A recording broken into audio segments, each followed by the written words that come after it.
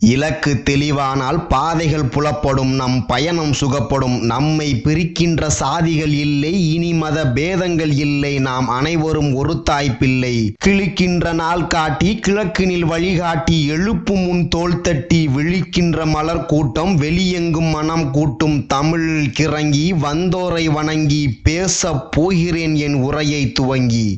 சொரிய சொரிய சுகமாயிருக்கும், முடிவில் தெரியுமாம் வலி என்பது போல இன்று நாட்டில் பல கோடிக்கும் மேலானோர் அற்ப சுகத்திற்காக தன்னை கெடுத்துக் கொண்டு தன் குடும்பத்தையும் சீரழித்து தங்கள் வாழ்க்கையே இழக்கின்றனர். மானிட பிறவியில் நாம் அடைந்துள்ள செல்வங்களுள் எல்லாம் சிறந்தது அறிவு செல்வமே ஆகும். அவ்வறிவாலேயே நன்மை தீமை குற்றம் என்பதை எல்லாம் பகுத்துணர்கின்றோம். இத்தகைய அறிவை வளர்க்கின்றவர்களே மேலோர், அதை கெடுக்கின்றவர் கீழோராவர். போதை நம் அறிவை மயக்குகிறது, நாளடைவில் அறிவை கெடுத்து விடுகிறது. செய்யத்தக்கது இது, செய்யத்தகாதது இது என்று பகுத்தறியும் திறமையை இழந்துவிட்டால் மாலுமி இல்லாத கப்பல் போல நமது வாழ்க்கை நெறி கெட்டொழியும். இதைத்தான் பண்டைய தமிழ் இலக்கியம் ஒரு பாட்டில் சொல்கிறது. மயக்கும் கல்லும் மண்ணுயிர் கோரலும், கயக்கரு மாக்கள் கடிந்தனர் கேளாய். பிறந்தவர் சாதலும் இறந்தவர் பிறத்தலும், உறங்கலும் விழித்தலும் போன்றது உண்மையின். நல்லறம் செய்வோர் நல்லுலகடைதலும், அல்லறம் செய்வோர் அருநரகடைதலும், உண்டன உணர்தலின் உறவோர் கலைந்தனர் என்று.